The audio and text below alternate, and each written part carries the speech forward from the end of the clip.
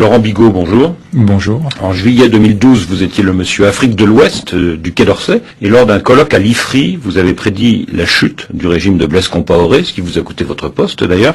Pourquoi cette analyse prémonitoire? Tous les ingrédients de la chute étaient là en fait. Blaise Compaoré était au pouvoir depuis 1987. Toute l'économie était dirigée par un clan proche du pouvoir. Les indicateurs sociaux et économiques ne progressaient pas dans ce pays. Et puis surtout, il y avait un ras-le-bol généralisé. Donc il suffisait de faire une analyse assez précise de la situation pour comprendre qu'un jour ou l'autre, Blaise Compaoré tomberait, et assez vite. Peut-il y avoir d'autres Burkina Faso? Difficile de mesurer l'onde de choc, mais il y a une onde de choc incontestablement, parce que tout le monde pensait que Blaise était bien installé, et il est tombé très vite. Et puis surtout, c'est la démonstration que quand la jeunesse décide de se prendre en main, rien ne l'arrête. Ces populations jeunes, de plus en plus urbanisées, avec une conscience politique connectée au monde, les ingrédients sont là pour que les pouvoirs qui n'écoutent pas leur peuple se trouvent un jour ou l'autre balayés. Il y en a marre au Sénégal, le ballet citoyen au Burkina. Oui, c'est des mouvements citoyens qui en plus ont une mobilisation sur une base qui n'est pas du tout dogmatique, qui est très pragmatique. Et c'est des mobilisations sur des revendications très basiques, très simples, qui correspondent à la vie de tous les citoyens. Donc en Afrique de l'Ouest, il y a des pays où la gouvernance est catastrophique, où les dirigeants sont là depuis très longtemps. Le cas du Togo nous vient immédiatement à l'esprit. Le clan Gnassingbé, ça fait près de 47 ans qu'il est au pouvoir. Il y a d'autres pays où la gouvernance pourrait aussi provoquer ce genre de mouvement populaire.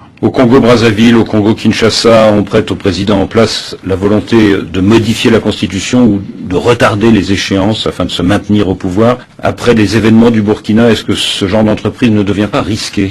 La modification de la Constitution en soi n'est pas un problème, puisque les constitutions peuvent évoluer, pourvu qu'elles se fassent avec l'assentiment du peuple.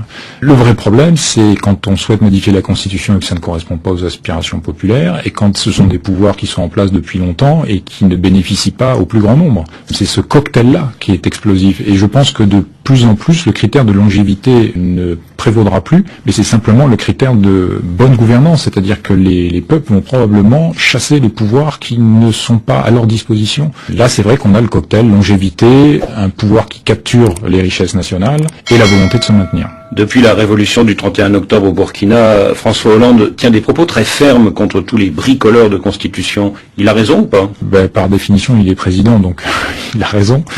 Le sujet, une nouvelle fois, c'est pas, je pense, de focaliser sur la Constitution. D'abord, je remarque qu'on n'a rien dit à Bouteflika en Algérie quand il a bricolé sa Constitution, donc il ne faut pas qu'il y ait deux poids, deux mesures. Je pense que surtout le message à adresser à tous ces pouvoirs qui veulent se maintenir, c'est travailler au bénéfice de votre peuple et vous pourrez vous maintenir, vous aurez cette légitimité. Sinon, vous serez balayé. Ce sommet de Dakar, cette nomination de Michaël Jean, c'est un symbole, c'est un tournant? C'est pas un tournant.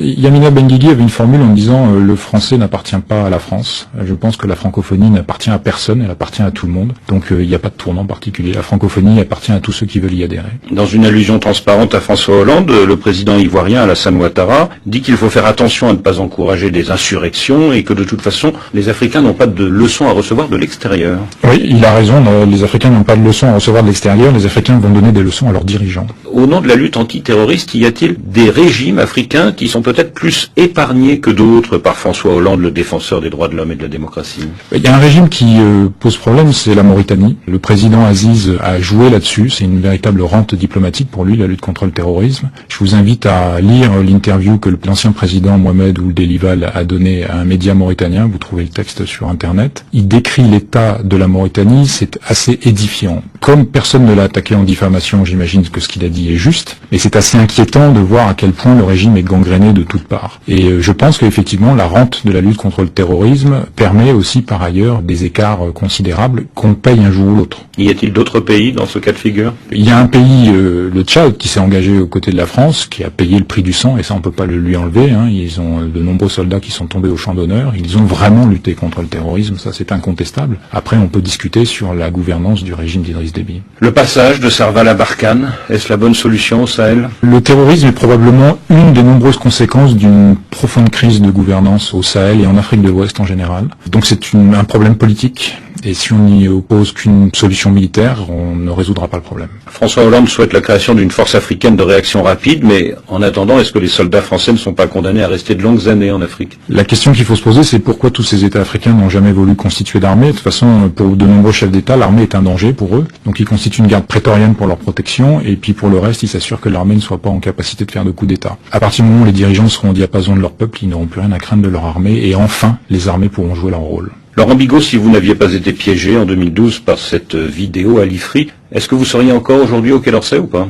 Avec des si, on mettrait Paris dans une bouteille. Est-ce que Blaise Compaoré a demandé votre tête à Laurent Fabius? Il y a eu une protestation officielle, une note verbale adressée à notre ambassade à Ouagadougou. La réponse officielle a été d'expliquer les conditions dans lesquelles j'avais pris la parole et dans lesquelles avait été diffusée cette intervention, c'est-à-dire malgré moi. Je crois que les Burkinabés ont compris. Ils n'ont pas Pas à spécial. ma connaissance. Une fois la réponse à leur protestation donnée, je n'ai pas connaissance d'autres pressions. Donc le limogeage est plus à l'initiative du ministère français des Affaires étrangères. Oui, c'est plus du franco-français que lié à des interventions africaines. Et pourquoi vous dérangez-vous à ce point? Voilà, il posait la question à ceux qui ont voulu me couper la tête. Laurent Bigot, merci.